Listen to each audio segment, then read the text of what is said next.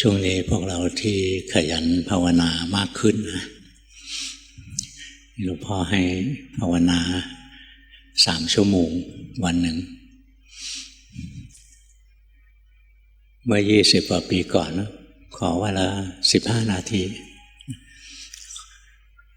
เมื่อ6 ปีก่อนนะเลื่อนขึ้นมาเป็นสักครึ่งชั่วโมงตอนนี้ขึ้นมา3 ชั่วโมงมาดูดีอ่ะ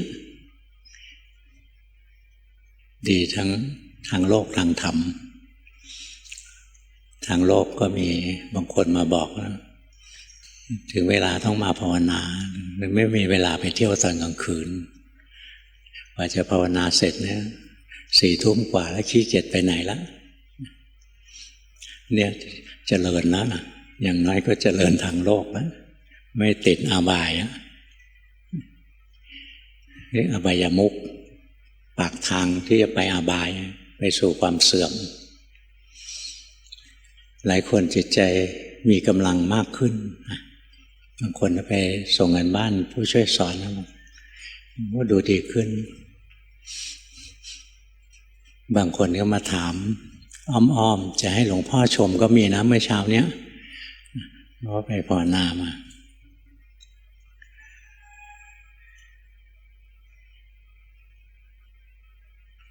เวลาของเรามีจำกัดนะแต่ละคนบางคนเหลือเวลาไม่มากแล้วมีพวกเราบางคนอายุไม่มากมาลาต้องตายแล้วเป็นโรคร้ายแรงขั้นสุดท้ายอะไรก็ภาวนามามากพอนะมันไม่หวั่นไหวหรอกภาวนาไม่พอจะมาถามบอกว่าตอนตายจะทำยังไงโอ้ลำบากแล้วอย่างนั้นนะต้องทำซะก่อนจะป่วยหนักแล้วมาถามว่าจะภาวนายังไงเหมือนคนตกน้ำนะตกน้ำแล้วถามว่าจะว่ายน้ำได้ยังไงไปไม่รอดนะต้องหัดว่ายน้ำซะก่อนจะตกน้ำแล้วหัดภาวนาซะก่อนจะป่วยหนักนะ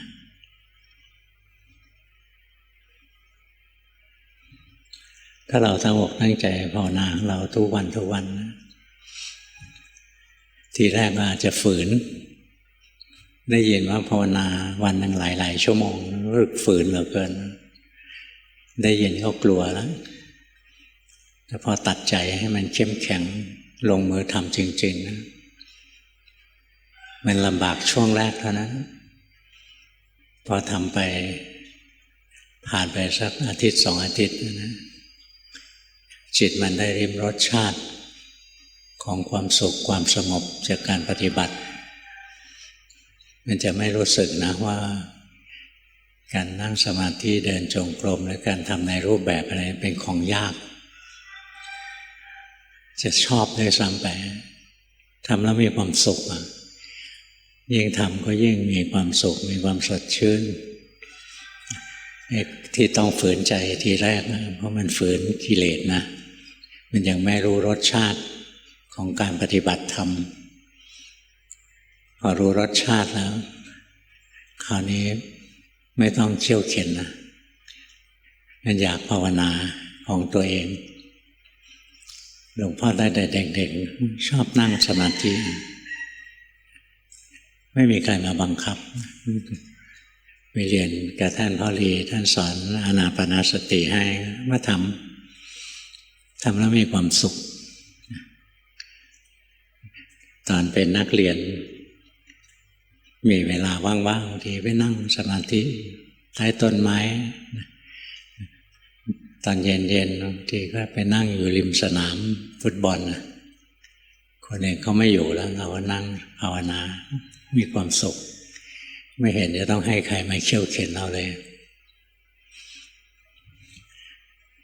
ถ้าเรารู้รสชาติของการปฏิบัตินะเราจะไม่รู้สึกว่าการปฏิบัติเป็นเรื่องฝืนใจแต่เป็นเรื่องเต็มใจที่จะทำ แต่บางคนทำแล้วก็ไปติดนะอย่างพอภาวนาจิตใจสงบก็ติดความสงบนะพอใจในรสชาติของสมาธิขี้เกียจเดินปัญญาไม่ยอมเดินปัญญานี่บางคนเคยติดสมาธินะแล้วครูบาอาจารย์ท่านไล่ให้เดินปัญญาไปเดินปัญญาทีแรกก็ฝืนไม่ได้ต่างกับตอนหัดนั่งสมาธิทีแรกเลยนั่งทีแรกก็ฝืนจะต้องนั่งอดทนนั่งพอจิตมันชินกับสมาธิมันมีความสุขอยู่กับสมาธิแล้วเนี่ยจะออกเดินปัญญาแรกๆฝืนเหมือนกันนะจิตมันไม่อยากเดินปัญญามันรู้สึกเดินปัญญาเราฟุ้งซ่าน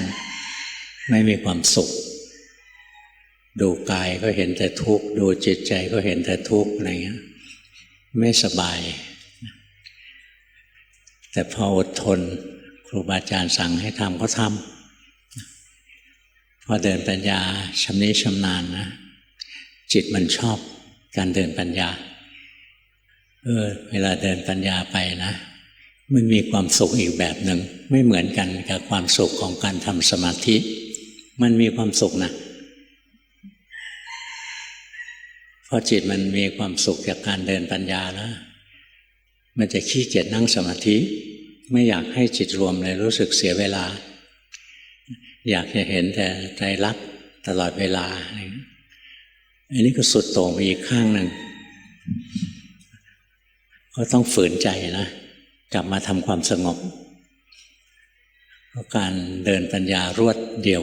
ไปเรื่อยๆไม่รู้จักหยุดเนี่ยสุดท้ายกำลังสมาธิไม่พอจิตมันจะฟุ้งซ่านถ้ามันฟุ้งซ่านจากการเดินปัญญานะบางทีมันเกิดความหลงผิดขึ้นมาเวลาเกิดอาการของจิตนะวูบวูบวาบวาบอะไรขึ้นมาคิดว่าบรรลุมรรคผลนิพพานอะไรเนี่ยมันเรื่องของการปฏิบัตินะแรกๆอาจจะฝืนใจแต่พอทำไปมันมีความสุขที่จะทำก็ต้องรู้จักสังเกตตัวเองตอนนี้จะควรทำสมถะก็ทำสมถะตอนนี้ควรเจริญปัญญาก็ทำวิปัสสนาไปใช้ความสังเกตตัวเองตอนนี้ควรทำอะไรการที่เรามีปัญญารู้ว่าตอนนี้เราควรจะทำกรรมฐานอะไรนะเรียกว่าสัมปชัญญะนะเป็นอันหนึ่งของสัมปชัญญะรู้ว่าอะไรมีประโยชน์อะไรไม่มีประโยชน์อะไรสมควรกับเราอะไรไม่สมควรกับเราพอเรารู้ว่าตอนนี้ควรทำสมถะนะก็อย่าไปคิดเรื่องเดินปัญญาก็มุ่งทำสมถะไปอยากให้จิตมีแรงได้พักผ่อนก็น้อมจิตไปอยู่ในอารมณ์เดียวที่มีความสุขอย่างต่อเนื่องอย่างจิตมันเคยเดินปัญญานะพอน้อมลงไปปุ๊บจะดีดขึ้นมาเดินปัญญาทันทีเลยก็ต้องฝืนนะถึงเวลาทำความสงบก็ต้องทำจิตใจกับร่างกายก็คล้ายๆกันนะทำงานหนักมันก็เหนื่อยร่างกายเราเหนื่อยเราก็ต้องนอนใช่ไหมนอนพักผ่อนนี่บางคนห่วงงานถึงเวลาควรจะนอนไม่ยอมนอนแล้วฝืนไปท้ายร่างกายมันทนไม่ไหวจิตนี่ก็เหมือนกันเดินปัญญามากๆนะมันถึงเวลาสมควรจะต้องพักผ่อนแล้วจิตมันล้าแล้วไปฝืนมันไม่ยอมพักผ่อนแล้วเดี๋ยวก็เพี้ยนได้เหมือนกันก็ไม่ดีงั้นหัดสังเกตตัวเองตอนนี้ควรจะทำสมถะก็ทำตอนนี้ควรเจริญปัญญาก็เจริญปัญญาให้รู้จักว่าตอนนี้ควรทำอะไรแล้วก็ตั้งอกตั้งใจทำไปเวลาเจริญปัญญาก็ไม่ต้องมาคิดถึงว่าเดินปัญญาเดี๋ยวจิตฟุ้งซ่านต้องทำสมถะอะไรเงี้ยเวลาทำสมถะก็กลัวโง่อยากเจริญปัญญาเวลาเจริญปัญญากลัวฟุ้งซ่านอยากทำสมถะรวมแล้วเอาดีไม่ได้สักอย่างสมถะก็ไม่ได้เรื่องวิปัสสนาก็ไม่ได้เรื่อง ราะฉะนั้นเวลาภาวนานะอย่าทำด้วยความโลภสังเกตตัวเองเอาตอนนี้ใจเราไม่มีกำลังก็ทำสมถะน้อมจิตไปอยู่ในอารมณ์เดียวที่มีความสุขอย่างต่อเนื่องตอนนี้จิตได้พักผ่อนพอสมควรแล้วแหมมันขี้เกียจแล้วมันติดในความสุขนะก็ถอยจิตออกมานะมาเดินปัญญาเลยสมถะกับวิปัสสนานะมันเหมือนเรามีสองขาเดี๋ยวเราก็ก้าวด้วยขาซ้ายนำไปเดี๋ยวก็ขาขวานำไปไปด้วยกันมันก็สุดท้ายมันไปได้ทั้งสองขานั่นแหละต้องอดทนนะอดทนภาคเพียรไปชีวิตคนเราไม่ได้ยืนยาวอะไรนักหรอกชีวิตยังไม่สิ้นปัญหาในชีวิตมันก็ไม่มีวันหมดวันสิ้นหรอกนะไม่มีวันหมดวันสิ้นหรอกปัญหานานาชนิดนะพร้อมที่จะถาโถมเข้ามาหาเราได้ตลอดเวลายิ่งยุคนี้นะเทคโนโลยีเปลี่ยนการผลิตเปลี่ยนเศรษฐกิจเปลี่ยนสังคมก็เปลี่ยนอะไรๆมันก็เปลี่ยนหมดวัฒนธรรมมันก็เปลี่ยนเร็วคนโบราณไม่ค่อยมีอะไรเปลี่ยนแปลงรุ่นทวดเคยทำนารุ่นปู่เคยทำนารุ่นพ่อก็ทำนารุ่นตัวเองก็ทำนาหลายร้อยปีไม่มีอะไรเปลี่ยนแปลงก็ทำอยู่งั้นนะพอกินบ้างไม่พอกินบ้างแล้วแต่ฟ้าแล้วแต่ฝนยุคนี้ทุกอย่างมันเปลี่ยนเร็วนะแล้วพอเรายังหนุ่มยังสาวเราก็วิ่งตามความเปลี่ยนแปลงทันพออายุมากขึ้นตามไม่ทันแล้วนะเรียกว่าตามโลกไม่ทันนะแต่ถ้าเราไม่ได้ภาวนาเลยเพราะตามโลกไม่ทันนะ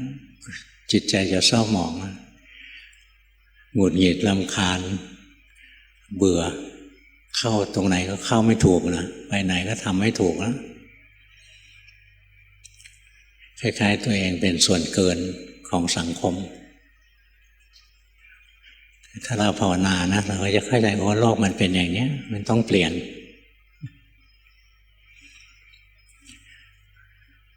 ฝึกนะฝึกไว้ก่อนที่จะแก่ก่อนจะเจ็บก่อนจะตายตอนนี้สังคมของเราเป็นสังคมคนแก่เต็มขั้นแล้วนะคนอายุเกิน60เนี่ยมีมากกว่า1 ใน 5นะของพลเมืองแล้วอัตราเกิดของคนไทยนะตอนนี้ติด1 ใน 3ประเทศที่คนเกิดน้อยที่สุดในโลกเกิดน้อยนะตอนนี้อัตราเกิดน้อยกว่าคนญี่ปุ่นอีกในญี่ปุ่นก็เต็มไปด้วยคนแก่ทั้งประเทศเลยเวลาเราแก่ลงนะต้องพยายามฝึกตัวเองให้ได้ต้องอยู่ได้ด้วยตัวเองโดยเฉพาะในทางจิตใจเราจิตใจที่มีธรรมะมันจะอบอุ่นมันไม่เงียบเหงามันไม่ว้าเหวมันไม่น้อยอกน้อยใจฝึกนะต้องทำเป็นการเตรียมพร้อมรับความแก่ภาวนาเห็นความจริงของธาตุของขันธ์ของกายของใจเจ็บป่วยขึ้นมาก็ไม่เสียอกเสียใจรู้สึกธรรมดาหายก็หายไม่หายก็ตายจิตใจไม่เศร้าหมองไม่หวั่นไหวฝึกกรรมฐานนะเผชิญความแก่อย่างองอาจกล้าหาญเผชิญความเจ็บไข้ได้ป่วยด้วยความองอาจกล้าหาญถึงคราวจะตายจิตใจก็องอาจกล้าหาญ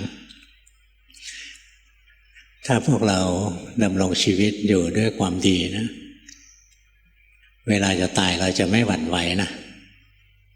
แต่ถ้าเราดำรงชีวิตมาชั่วๆเนี่ยเวลาจะตายเนี่ยส่วนใหญ่ก็จะหวั่นไหวไปเสียอกเสียใจไม่อยากจะตายกลัวจะตายกลัวว่าตายแล้วจะไปไหนอะไรอย่างเงี้ย ตอนอยู่ทำไมไม่กลัวซะก่อนไปจนจะตายแล้วค่อยมากลัวไม่มีประโยชน์อะไรนี่หลวงพ่อยังเตือน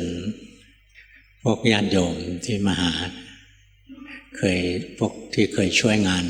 มานานๆแล้วบอกพวกเราส่วนใหญ่ยุคนี้นะไม่ค่อยมีลูกแล้วเพราะฉะนั้นเวลาต่อไปข้างหน้าไม่มีใครทำบุญให้เรานะเวลาตายจะไม่มีใครเขาทำบุญให้เราหรอกงั้นเราต้องรีบทำของเราไว้เองเอาไว้อาศัยหลังความตายบางคนมันงี่เง่ามันคิดว่าชีวิตหลังความตายไม่มีก็ไม่มีหูไม่มีตาเองนะภาวนาไปให้ดีๆมันมองออกนะสังสารวัฏนี่ยาวไกลไม่ใช่สิ้นสุดลงไม่ใช่เริ่มต้นตอนที่เกิดไม่ใช่สิ้นสุดตอนที่ตายความเกิดความตายนั้นก็เป็นแค่ฉากหนึ่งในสังสารวัฏเดี๋ยวก็เปลี่ยนฉากไปทีนึงเปลี่ยนฉากไปทีนึงงั้นถ้าเราไม่ยอมสร้างความดีไม่ยอมสร้างบุญอะไรของเราไว้ลูกหลานก็ไม่มีถึงมีมันก็ไม่สนใจทำให้เรามันเชื่อว่าตายแล้วสูญงั้นก็จะเป็นผีที่ลำบากทุกวันนี้ผีลำบากเยอะนะมีเต็มไปหมดเลย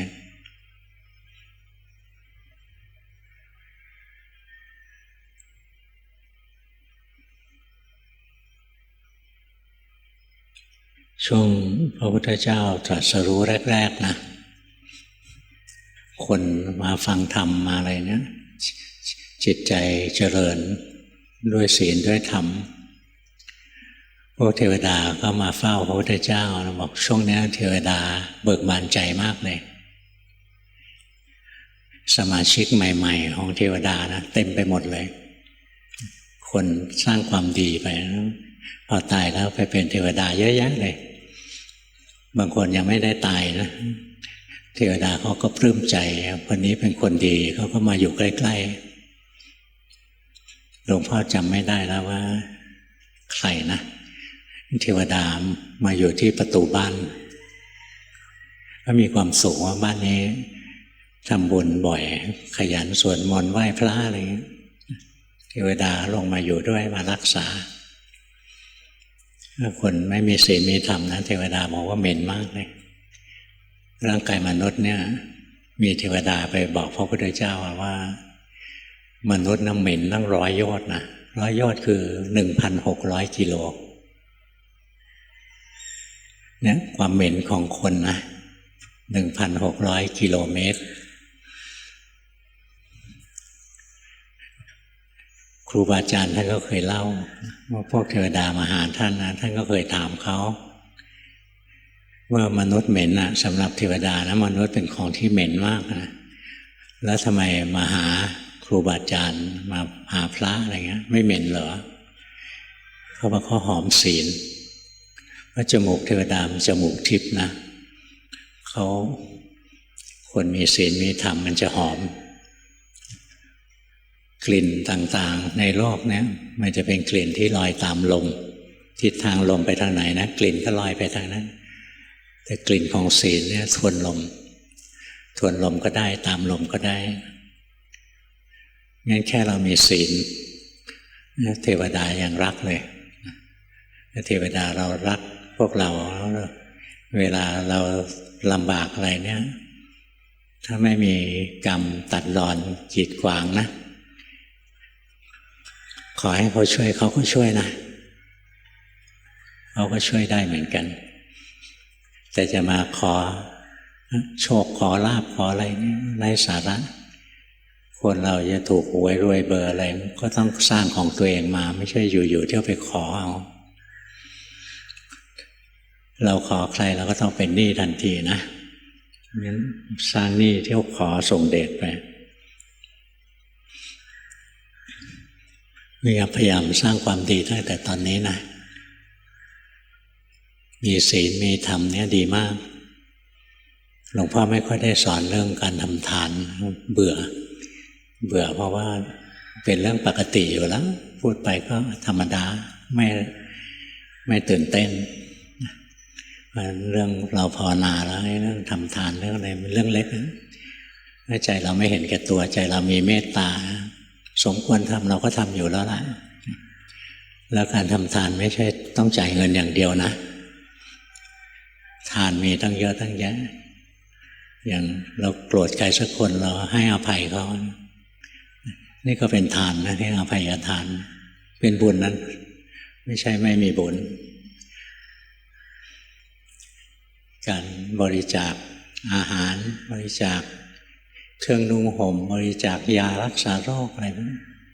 เป็นวัตถุทานบางคนบริจาคโลหิตอันนี้ดีนะบริจาคดวงตาบริจาคหัวใจบริจาคไตอะไรก็ดีกว่าทิ้งเปล่าๆทำไปแล้วก็ความเห็นแก่ตัวมันลดลงนะถือว่าดีมากๆเลยดีถ้าเราสร้างความดีเรื่อยๆแล้วเราจะเป็นที่รักของเทวดาและมนุษย์นะมนุษย์มันมิจฉาทิฏฐิบางทีมันไม่ค่อยรู้เรื่องนะไม่เห็นความดีของคนอื่นแต่พวกเทวดาเขาเห็นเล่าให้ฟังก็ได้คงไม่เรียกว่าอวดอุตรินะเพราะไม่ได้อวดอุตริอะไรตอนคราวหนึ่งหลวงพ่อยังไม่ได้บวชคนเขามาชวนบอกไปทอดกฐินที่วัดครูบาอาจารย์ทางอุดรเขาเช่ารถตู้ไปแล้วมันเหลือที่นั่งอยู่2 ที่เขาก็เลยหาคนแชร์ในการมาชวนหลวงพ่อกับคุณแม่ชีไปยังไม่บวชนะตอนนั้นไม่ใช่พระควงยายชีไปเที่ยวไม่ใช่นะก็นั่งรถจากกรุงเทพนะตั้งแต่ค่ำสว่างนี่ก็ไปถึงวัดที่เขาทอดกฐินพอถึงวัดที่ทอดกฐินนะพวกนี้กรูลงจากรถนะวิ่งไปโรงทานก่อนเลยไปกินข้าวนะไม่เห็นทำบุญอะไรเลยนะวิ่งไปหาข้าวกินแล้วก็ตุนแพ็คไว้ไม่บอกเราสักคำนะว่าจะไม่มีการจอดรถกินข้าวกลางทางอีกแล้วอะไรอย่างเงี้ยนะ2 คนกับคุณแม่วันนั้นแทบไม่ได้กินอะไรเลยก็อยู่เนี่ยไปด้วยกันนะโอ้มันใจร้ายจริงเสร็จแล้ววันนั้นยังไม่ทันทอดกฐินเลยกินข้าวเสร็จตักข้าวเสร็จแล้วออกจากวัดนั้นนะตะเวนไปวัดโน้นวัดนี้ไปเรื่อยๆไปเจอช่วงกลางวันที่วัดอีกแห่งหนึ่งวัดแรกก็บ้านตาดนะแล้วก็ตะเวนมาครึ่งวันไปเรียกยายชีให้มาผัดข้าวให้กินนะพวกนี้นะตุนอาหารไปแล้วก็ยังไปเรียกแม่ชีมาทำกับข้าวให้กินอีกนะอันนั้นที่ดอยธรรมเจดีย์เขากินเสร็จนะเขาก็พากันขึ้นรถอีกแล้ว เราต้องกินอะไรนะไม่ได้กินอะไรเลยก็นั่งรถต่อไปอีกตะเวนไปนะจนเย็นเลยเข้าไปที่วัดแห่งหนึ่งที่ภูสิงห์ลงจากรถนะหลวงพ่อกล้ามเนื้ออักเสบที่หลังพอนั่งรถตู้เนี่ยเขาให้นั่งตรงลูกล้อยกขาไว้ข้างหนึ่ง24 ชั่วโมงได้ยกขาไว้ข้างหนึ่งนั่งห้อยขาข้างหนึ่งกล้ามเนื้อที่หลังเนี่ยอักเสบปวดมากเลยพอลงจากรถตู้ครูบาอาจารย์ท่านเห็นหลวงพ่อพบท่านบอกคนอื่นก็ไปพักรวมกันที่ศาลาให้หลวงพ่อไปพักกุฏิพระขึ้นเขาไปปีนก้อนหินขึ้นไปให้ไปอยู่คนเดียวท่านรู้ว่าหลวงพ่อภาวนาก่อนไปวัดครูบาอาจารย์ส่วนใหญ่ท่านก็จะให้หลวงพ่อไปอยู่โซนของพระท่านเห็นเราภาวนาจริงๆนี่พอขึ้นไปที่ภูเขานะโอ้ยมันปวดมากเลยมีตะเกียงแบตเตอรี่ไปอันนึงพ ห้องน้ำนะก็ต้องลงมาจากกุฏินะก็ไต่ก้อนหินไปเข้าห้องน้ำอะไรเงี้ยทุลักทุเลตอนนั้นปวดมากนั่งตัวตรงไม่ได้นั่งตรงนี้ก็ปวดนอนก็ปวดนะนั่งได้ท่าเดียวนั่งเอียงก็จะปวดน้อยหน่อยก็นึกรู้เลยว่าถ้าเรานั่งเอียงอย่างนี้ทั้งคืนนะพรุ่งนี้ยิ่งหนักกว่านี้อีกแทบจะพิกลพิการอยู่แล้วก็นึกถึงได้ยินว่าครูบาอาจารย์บอกว่าเทวดาแถวเนี้ยเยอะนะครูบาอาจารย์ท่านเดินธุดงค์ในย่านนี้มานานเทวดาสัมมาทิฏฐิเยอะหลวงพ่อก็กำหนดจิตบอกนะว่าเนี่ยเรามาสร้างคุณงามความดีนะมาทำทานมาถือศีลมาภาวนาแต่เวลานี้เราบาดเจ็บมากยาสักเม็ดหนึ่งก็ไม่มีพาราเม็ดหนึ่งยังไม่มีเลยใครจะช่วยเราก็ไม่มีเลยเพราะฉะนั้นถ้าหากไม่เกินกรรมของเรานะถ้าเทวดาช่วยได้ให้ช่วยด้วยบอกอย่างนี้นะบอกถ้าไม่เกินกรรมของเราเทวดาพอจะช่วยได้ก็ให้ช่วยด้วยอธิษฐานเสร็จยังนั่งตัวเอียงอยู่อย่างนี้ตะเกียงแบตเตอรี่นะมันอยู่ๆมันก็สว่างวาบ3 ทีนะหลวงพ่อก็ตกใจนะคว้าตะเกียงขึ้นมาดูเปิดปิดดูนึกว่ามันเสียถ้าเสียนี่ยิ่งใหญ่เลยถ้าไต่เขาไปเข้าห้องน้ำยังไงทีนี้ไปไม่ได้นะเปิดปิดมันไม่เสียแล้วก็พบว่าตอนนี้ตัวเราตรงแล้วนั่งตัวตรงแล้วนะไอ้ที่กล้ามเนื้อหลังอักเสบมาเนี่ยหายทันทีเลยนะนี่ไม่ใช่เล่านิทานนะนี่เล่าประสบการณ์กับนิทานไม่เหมือนกันนะเช้าขึ้นพวกนี้ก็ยังจะตะเวนไปวัดอื่นต่อไปอีกหลวงพ่อชวนคุณแม่ชีนะพอดีครูบาอาจารย์ท่านจะเข้ากรุงเทพท่านก็ออกจากวัดท่านมาขึ้นเรือบินที่อุดรหลวงพ่อ2 คนก็เลยกลับมาขึ้นเรือบินที่อุดรไม่ไปด้วยแล้วไม่ไหวไปด้วยแล้วโหดเหลือเกินก็เห็นเลยนะว่าการอธิษฐานที่มันไม่เกินบุญเกินกรรมของเรานะแล้วถ้าเรามีศีลมีธรรมจริงๆนะเวลาลำบากเนี่ยเทวดาเขาช่วยได้จริงๆนี่หลวงพ่อไม่ได้เก่งอะไรเลยเห็นไหมไม่ได้มีปาฏิหาริย์อะไรเลยไม่ได้เห็นเทวดามาอย่างนู้นอย่างนี้เลยนะได้ยินแต่ครูบาอาจารย์ว่าแถวนี้เทวดาเยอะอธิษฐานเอาแล้วก็เห็นผลจริงๆแปลกนะ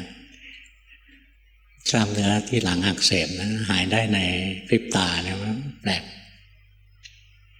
เคยเจอนะอย่างนี้เป็นประสบการณ์แต่ถ้าเราไม่เคยมีบุญมีอะไรของเรามานะเขาก็ช่วยไม่ได้นะ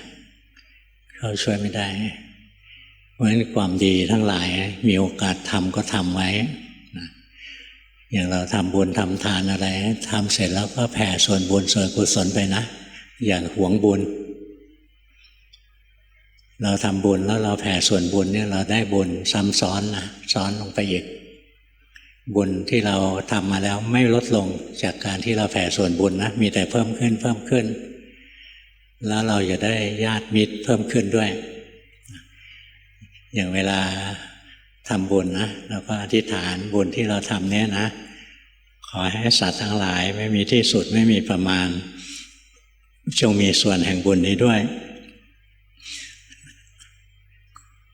คนไหนรับส่วนบุญโดยตรงได้ก็รับไป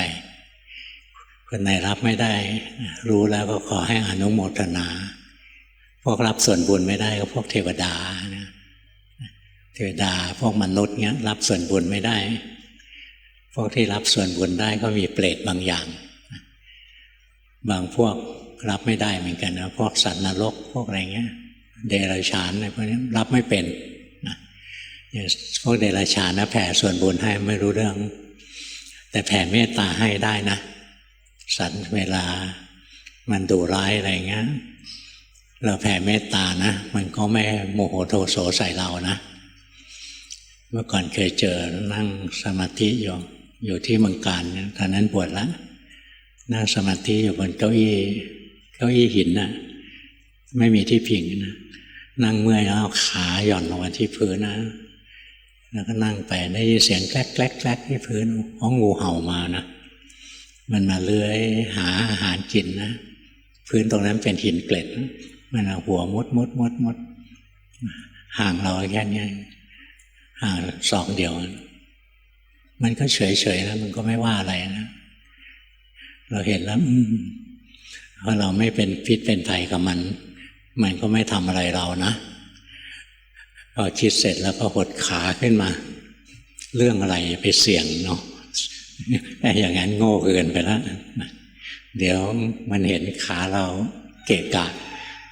แงบให้เดือดร้อนสิก็ต้องรู้จักรักษาตัวเองเหมือนกัน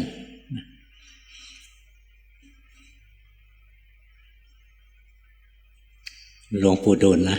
ข้างหนึ่งท่านอย่างหนุ่มๆนะท่านธุดงค์ไปมันมีวัวอารมณ์ร้ายเข้ามาไล่กวิดท่านนะท่านล้มมันเขามันนะกวิดเข้าซอกแขนท่านตลอดเลยนะไม่โดนตัวท่านนะสงสัยฝีมือกวิดไม่ดีพอไม่ถูกเป้าหมายกวิดแล้วกวิดเอาดินตลอดเลยนะแล้วมันก็ไปถ้าบอกมันไม่มีกรรมสัมพันธ์อะไรกันไม่มีเวรมีกรรมท่านไม่ได้มีกรรมด้านปาณาติบาตก็ไม่โดนให้เล่าให้ฟังเนี่ยนะเพื่อจะบอกพวกเรานะว่าให้สร้างความดีไว้มีโอกาสทำทานก็ทำแต่อย่าทำให้ตัวเองเดือดร้อนอย่าเบียดเบียนตัวเองอย่าเบียดเบียนคนอื่นบางคนทำทานแต่เบียดเบียนคนอื่นนะถึงเวลาทอดกฐินโอ้ยเอาซองมาแจกอยู่นั่นแหละเงินเดือนเราแทบจะหมดเลยนะใส่ซองละ100อะไรอย่างนี้ใส่อะไรว่าตั้ง10 ซองเราก็แย่เหมือนกันนะตอนสมัยนั้นเงินเดือนก็ไม่ได้เยอะไอ้อย่างนี้มันเข้าข่ายเบียดเบียนแล้วนะไม่ใส่ก็ไม่ได้เกรงใจนะถามว่าได้บุญไหมไม่ได้จิตใจไม่ได้แช่มชื่นเลยบุญเป็นชื่อของความสุขทำแล้วไม่มีความสุขอย่าไปทำมันเลยนะไม่ได้เรื่องหรอกมันฝืนใจให้มีโอกาสทำก็ทำนะไม่ให้ตัวเองเดือดร้อนความดีใดๆมีโอกาสทำก็ทำเสียอย่ารอรับส่วนบุญจากคนอื่นยุคนี้ไม่มีลูกหลานจะทำบุญให้ถึงมีลูกหลานมันก็ไม่ทำให้มันก็ไม่สนใจแล้วงั้นทำของตัวเองมีผีเล่ร่อนจรจัดเยอะนะเยอะอะไรมันไม่มีจะกินนะลำบากผีบางที่ก็เป็นผีสุกนะบางที่ผีดิบเยอะเลยที่นี่ผีดิบเยอะนะเขาฝังเอาไว้รอบวัดนะแต่พวกที่มันฟังอยู่มันไม่ขึ้นมาแล้วนะมันขึ้นมาไม่ได้นะเขามาฝังไว้เยอะแยะความดีมีโอกาสทำให้รีบทำเสียความชั่วถึงมีโอกาสทำก็อย่าทำแล้วเราจะมีความสุขในปัจจุบันลำบากขึ้นมาอะไรเนี่ยนะคนก็มาช่วยเหลือเทวดาก็มาช่วยเหลืออะไรเงี้ยบางทีเราก็รู้นะวันนี้ควรจะทำอะไรอะไรเงี้ยบางทีมันก็รู้ขึ้นมา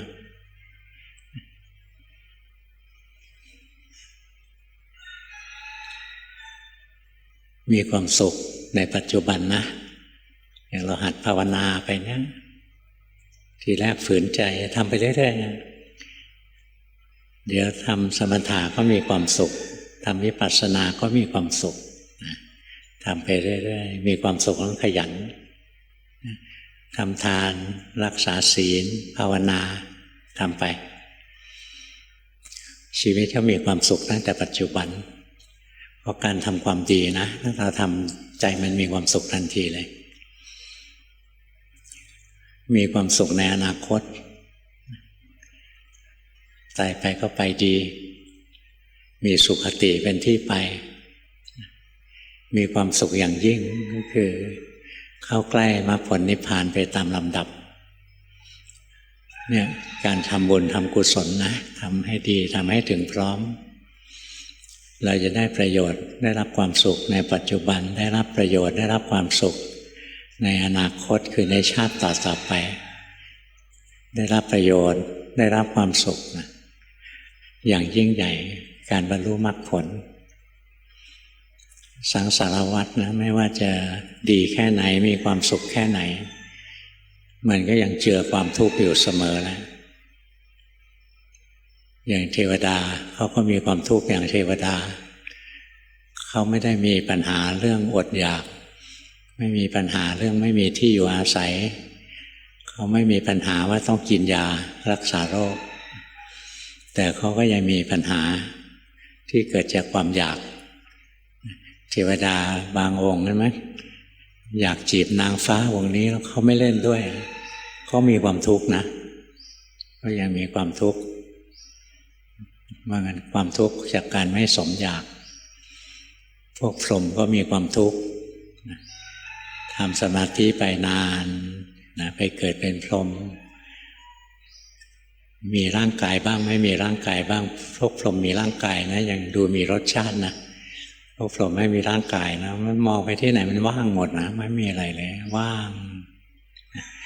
อยู่งั้นนานๆใจมันก็เบื่อหน่ายพอเบื่อหน่ายมันจะคลายออกจากภพนั้นตายจากภพนั้นลงมา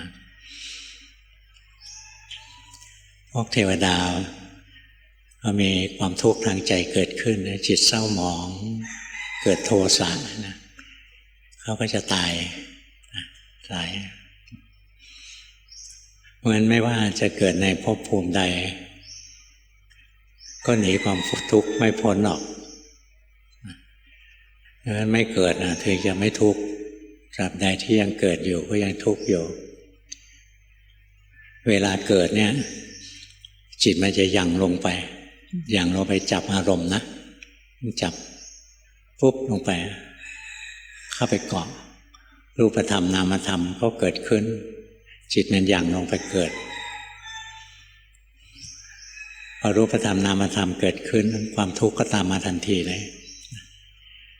นี่ทำไงจิตจะไม่หยั่งลงไปเกิดจิตต้องเห็นความจริงอย่างท่องแท้นะเกิดทีไรก็ทุกข์ทุกทียึดรูปก็ทุกข์ยึดนามธรรมก็ทุกข์ยึดอะไรก็ทุกข์นะถ้าจิตเห็นอย่างนั้นจิตก็จะไม่หยั่งลงไปเกิดแล้วทำไงจิตถึงจะเห็นทุกข์ทำวิปัสสนาไปเรียนรู้ความจริงของร่างกายเรียนรู้ความจริงของจิตใจตัวเองไปจนวันหนึ่งมันรู้แจ่มแจ้งนะร่างกายนี่มีแต่ทุกข์นะทุกข์มากกับทุกข์น้อยจิตใจนี่ก็มีแต่ทุกข์มากกับทุกข์น้อยคนเขลาก็รู้สึกร่างกายนี้เป็นทุกข์บ้างสุขบ้างคนเขลาก็รู้สึกว่าจิตใจนี้มีทุกข์บ้างสุขบ้างแต่ผู้มีปัญญาจะเห็นว่าร่างกายนี้มีแต่ทุกข์ล้วนๆแค่ทุกข์มากกับทุกข์น้อยจิตนี้ก็มีแต่ทุกข์ล้วนๆนะแค่ทุกข์มากกับทุกข์น้อยตอนทุกข์น้อยคนไม่มีปัญญาก็คิดว่าสุขเอาเข้าจริงทุกข์ทั้งนั้นเลยยิ่งเราภาวนาจนละเอียดนะเราจะเห็นในตาหูจมูกลิ้นกายใจกระทบอารมณ์กระทบรูปเสียงกลิ่นรสโผฏฐัพพะธรรมารมณ์พอกระทบเข้ามาเนี่ยสิ่งที่เกิดขึ้นคือความสั่นสะเทือนของจิตมันไหวตัวขึ้นมาถ้าเราเห็นมันไหวตัวเนี่ยนะไม่ต้องดูอย่างอื่นแล้วเห็นใจจิตมันไหวยิบยับยิบยับอยู่กลางหน้าอกนะเราจะเห็นว่ามันทุกข์จริงๆเลยกระทบอารมณ์ที่ดีนะก็ไหวกระทบอารมณ์ที่เลวก็ไหวกระทบอารมณ์อะไรก็ไหวทุกทีเลยเป็นภาระของจิตนอกจากทุกข์ไม่มีอะไรเกิดขึ้นนอกจากทุกข์ไม่มีอะไรตั้งอยู่นอกจากทุกข์ไม่มีอะไรดับไป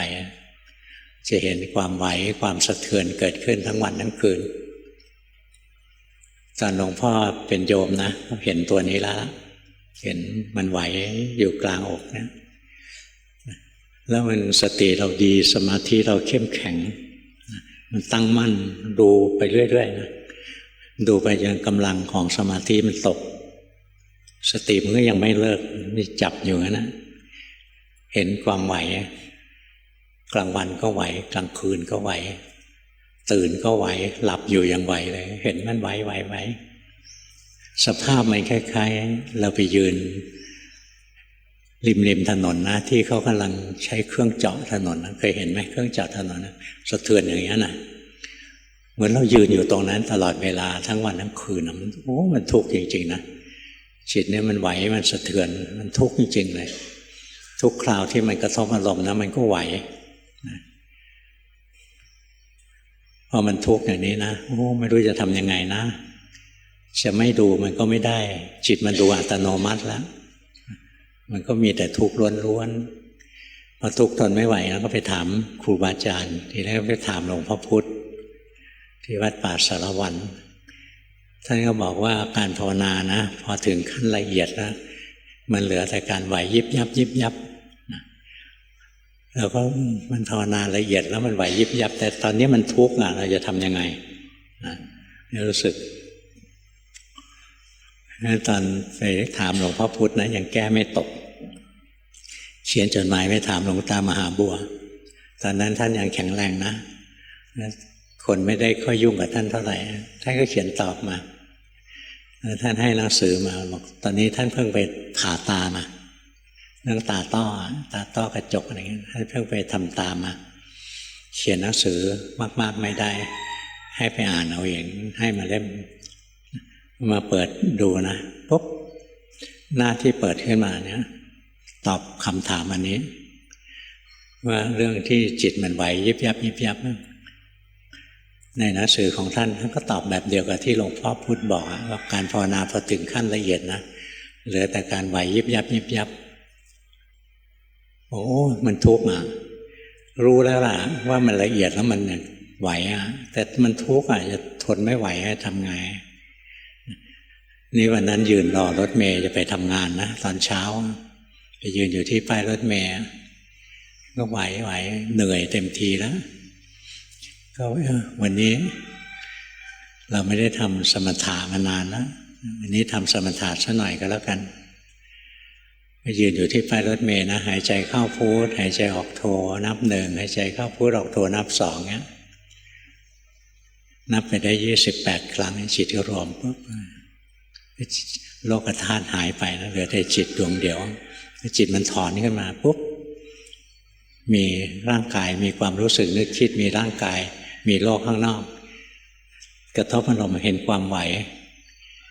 แต่จิตไม่หวั่นไหวนะคราวนี้ความไหวก็ยังมีอย่างเดิมนะแต่จิตที่มันทรงกำลังของสมาธิมันไม่ไหวด้วยนะเราก็เห็นว่ามีแต่ทุกข์นะที่เกิดมีแต่ทุกข์นะที่ดับนะไม่เห็นอย่างนี้นะจิตมันไม่ได้พลอยหวั่นไหวอะไรไปด้วยมันเห็นแต่ความไหวของจิตโดยที่จิตไม่หวั่นไหวเพราะฉะนั้นทั้งสมถะทั้งวิปัสสนาเป็นเรื่องจำเป็นนะไปฝึกเอาไปทำเอาไม่ยากหรอกถือศีล 5ไว้ทุกวันทำในรูปแบบนั่งสมาธิเดินจงกรมอะไรให้ได้สัก3 ชั่วโมงนะทำ5 นาที10 นาทีไม่ได้ผลหรอกอันนั้นหลวงพ่อหลอกเด็กให้มันทำ15 นาทีพอสบายใจให้ทำครึ่งชั่วโมงอะไรเงี้ยค่อยๆปรับตอนนี้ไม่ใช่ครึ่งชั่วโมงแล้วตอนนี้ต้องสัก3 ชั่วโมงนะรีบภาวนาได้ในตอนนี้นะผ่านไปอีกหลายปีอาจจะเป็น6 ชั่วโมงนะแล้ววันนั้นจะมาอดครวญนะแต่ถ้าเราภาวนาเรื่อยๆนะ6 ชั่วโมงเรื่องเล็กมีบางคนมาบอกตอนนี้6 ชั่วโมงเช้า3 ชั่วโมงเย็น3 ชั่วโมงมีแต่ความสุขงั้นความดีมีโอกาสทำรีบทำซะตั้งแต่ตอนนี้ตั้งแต่ยังมีแรงนะหมดแรงแล้วรอวันตายแล้วมันถามหากรรมฐานมันไม่ทันแล้ววันนี้เทศให้ฟังเท่านี้เล่านิทานซะเยอะเลยแต่นิทานหลวงพ่อฟังแล้วจิตใจ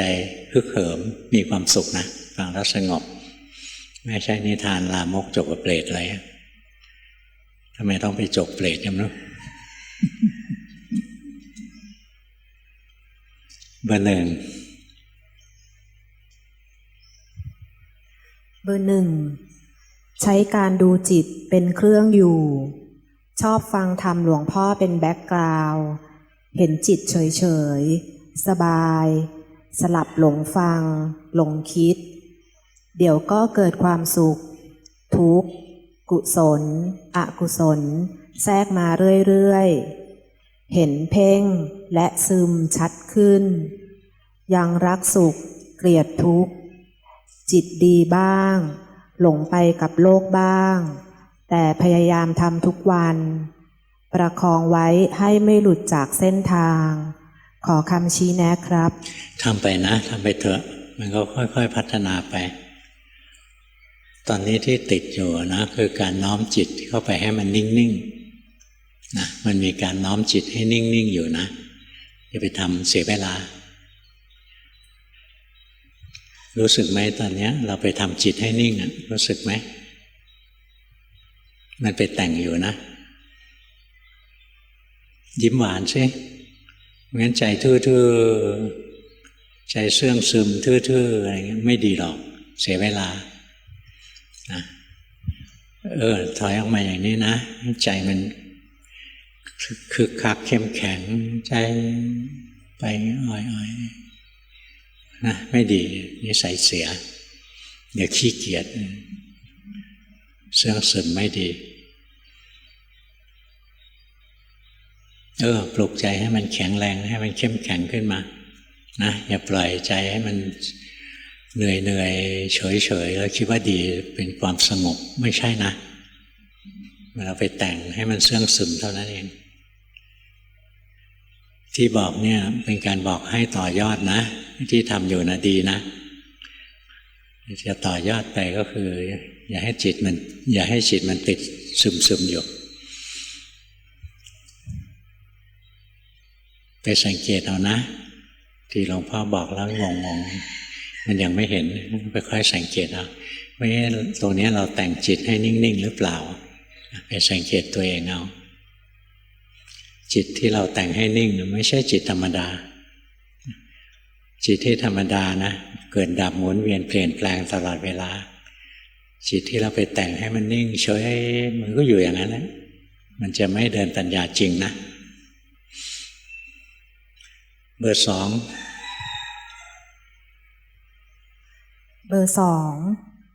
เคยใช้ลมหายใจเป็นเครื่องอยู่แต่รู้สึกว่าสติอ่อนและเคลิ้มง่ายเลยเปลี่ยนเป็นบริกรรมพุทโธเรื่อยๆทั้งวันแล้วอาศัยการมีสติไปด้วยเมื่อมีการเคลื่อนไหวหรือเกิดความคิดแล้วทิ้งพุทโธไปก็จะรู้สึกตัวขึ้นมาทำแบบนี้จะเกิดสติได้มากกว่าตั้งใจว่าจะทำไปเรื่อยๆจนกว่าจะเกิดจิตตั้งมั่นแล้วค่อยเดินปัญญาขอหลวงพ่อชี้แนะค่ะก็ตั้งใจไว้ถูกแล้วล่ะนะแต่ลดระดับของจิตลงมาหน่อยเรายกจิตสูงเกินไป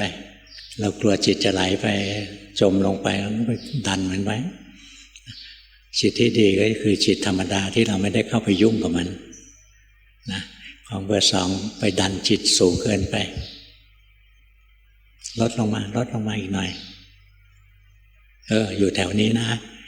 อยู่ตรงนี้แล้วมันสงบมันก็สงบลงไปบางทีมันก็ออกเดินปัญญาแต่ถ้าไปยกไว้กลางอากาศอย่างนั้นไม่ดีไม่ไปไหนเดี๋ยวเคยตัวลงมานิดนึงลงมาอีกนิดนึงมัน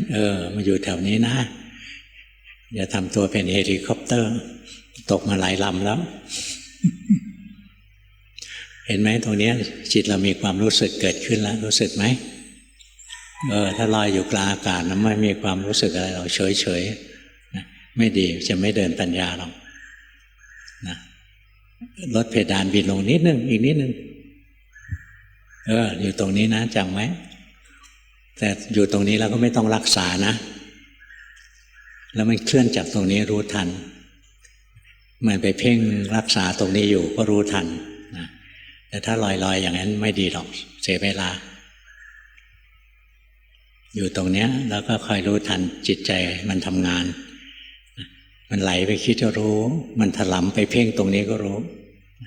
เรื่อยๆดีนะทำได้ดีอยู่รู้สึกไหมมันไม่เหมือนตะกี้ขึ้นไปอีกแล้วรู้สึกไหมเนี่ยนักขับฮอแท้ๆเลยนะแป๊บเดี๋ยวก็ขึ้นไปอีกแล้วลงมาเดี๋ยวตกเบอร์ 3เบอร์ 3ในรูปแบบดูกายหายใจเดินรู้สึกตัวในชีวิตประจำวันดูกายหายใจกายเคลื่อนไหวรู้นามธรรมเมื่อมีผัสสะแต่เดิมจิตมุ่งหาความสงบช่วง2 เดือนนี้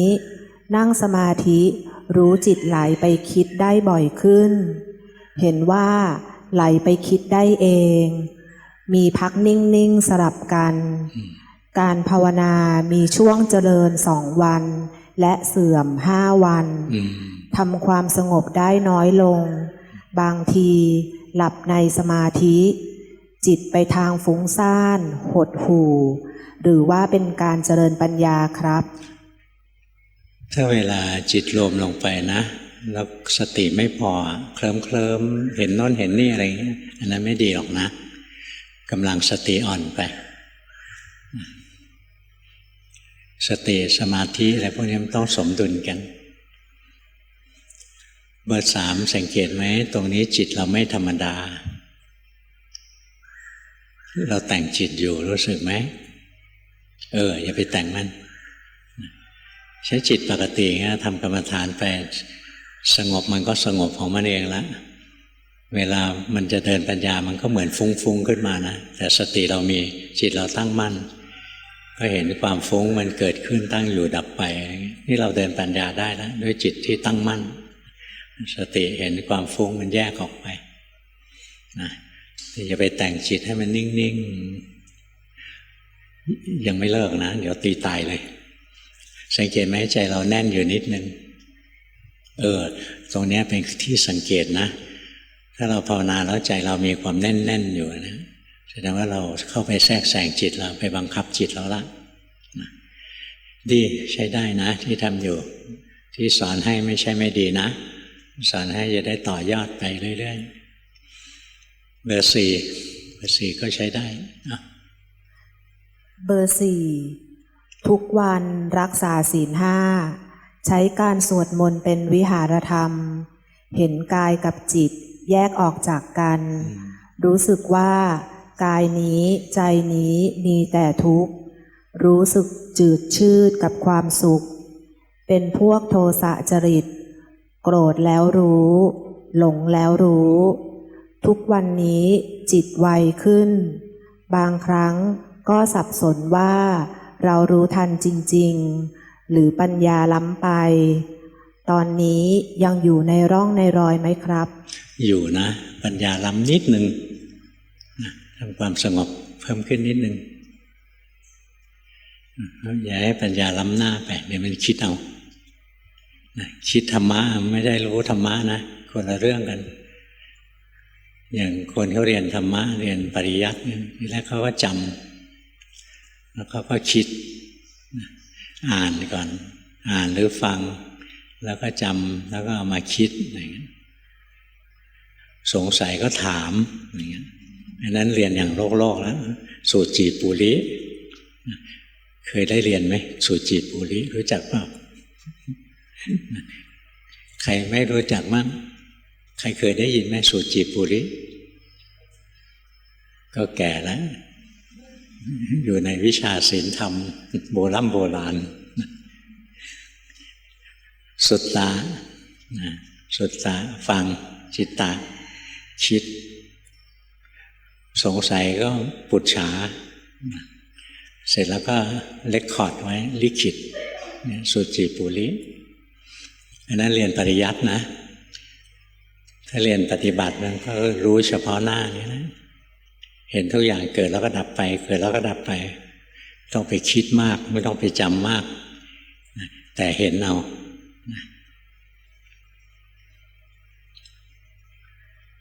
เบอร์ 4จิตออกนอกนิดนึงเห็นไหมจิตไม่ได้เข้าฐานนะ จิตอยู่ตรงนี้เวลาจิตไม่เข้าฐานนะกลับมาที่ร่างกายไว้ยังไงก็อย่าให้เกินกายออกไปเบอร์ห้าพยายามมีสติในชีวิตประจำวันมีสติเป็นอัตโนมัติมากขึ้นเจออุบัติเหตุรถชนจิตดีดออกสติชัดเจนไม่กลัว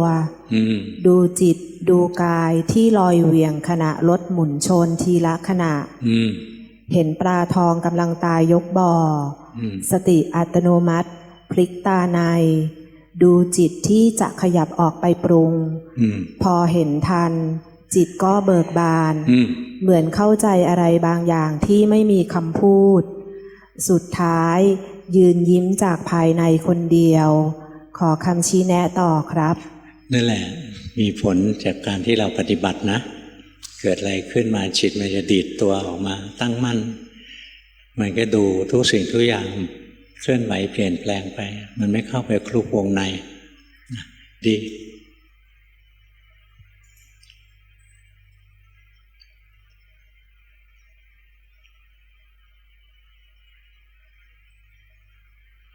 จิตมันเกิดปัญญานะมันก็เห็นความจริงเห็นอะไรไปนะสังเกตตัวเองเอาแล้วกันมันยังมีตัวเราอยู่ไหมดูออกไหมตัวนี้ตัวที่เป็นคนรู้เนี่ยมันยังเป็นเราอยู่ไหมดูออกเปล่ายังมีเราอยู่นะเพราะงั้นตัวนี้ยังไม่ใช่อริยมรรคนะจิตมันเบิกบานเพราะว่ามันเกิดปัญญามันสามารถแยกออกมาได้แล้วมันตั้งมั่นอยู่ได้นะในทุกๆสถานการณ์นะจิตมันเบิกบานได้นะแล้วมันก็เข้าใจอะไรบางอย่างแต่ไม่รู้ว่าเข้าใจอะไรนะไม่เป็นไรไม่รู้ว่าเข้าใจอะไรไม่เป็นไรจิตมันเข้าใจแต่มันไม่ได้แปลสัญญาไม่ได้ไปแปลให้เรารู้ว่ามันเข้าใจอะไรไม่สำคัญนะดีใช้ได้แล้วเป็นอะไรมากไหมเกิดอุบัติเหตุ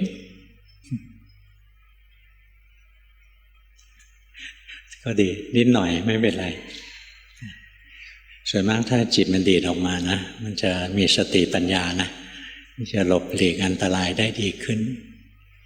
ครูบาอาจารย์ท่านเล่าให้ฟังหลายองค์นะหลวงตามหาบัวท่านก็เคยลดความที่ท่านแขนหักหลวงพ่อพุธก็เคยรถตกเหวรถมันวิ่งเข้าหาต้นไม้นะจิตท่านตั้งมั่นเป็นคนดูแล้วรถมันก็หลบต้นไม้หลบจากต้นหนึ่งไปเจออีกต้นหนึ่งก็หลบอีกนะจิตตั้งมั่นดูไปเรื่อยๆท่านว่าต้นสุดท้ายเนี่ยท่านหมดแรงแล้วมันเลยชนต้นไม้แต่ว่ามันลงมาข้างล่างแล้วมันชนไม่แรงแล้วงั้นเวลาฉุกเฉินอะไรขึ้นมานะสมาธิที่เกิดขึ้นมันช่วยรักษาเราได้นะช่วยคุ้มครองเราได้ส่วนหนึ่งเลยถ้ากรรมไม่ตัดรอนก็ไม่เท่าไหร่นะดีอนุโมทนาเบอร์6เห็นเวทนาสัญญาสังขารคนละส่วนเกิดทั้งวันโทสะเกิดง่ายและบ่อยมีทั้งเสียดแทงบีบคั้นวูบวาบ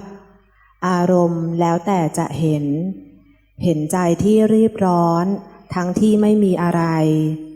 กิเลสอยู่ครบแต่สั้นและน้อยลงใจยังไม่เป็นกลางเห็นกายเป็นพลังงานสั่นยุบยับตลอดเวลามีศูนย์กลางที่กลางอกสัมพันธ์กับเวทนาจะขอนั่งสมาธิให้หลวงพ่อดูค่ะเอานั่งไปเบอร์7เบอร์6ก็นั่งสมาธิไปเบอร์7ในชีวิตประจำวันมีสติเห็นอารมณ์ได้ชัดขึ้นเห็นว่าจริงๆในใจคิดอะไรลดการประทะคนรอบตัวเห็นแล้วว่าตัวเองติดดีและมีมิจฉาทิฏฐิเลยลดความตึงลงแต่ในการปฏิบัติคิดว่าไม่ก้าวหน้า พอเห็นว่าอยากปฏิบัติก็จะดูว่าอยากแล้วทำต่อ บางทีตอนรู้สึกตัวระหว่างวันรู้สึกข้างในมันดื้อรู้ว่าอินทรีย์อ่อนแต่จะสู้กราบขอคำชี้แนะครับทำอีกนะเบอร์ 7ทำไปเรื่อยๆนะไม่รีบร้อนนะแต่ขยันทำไปเรื่อยๆดีที่ทำอยู่ใช้ได้เบอร์ 8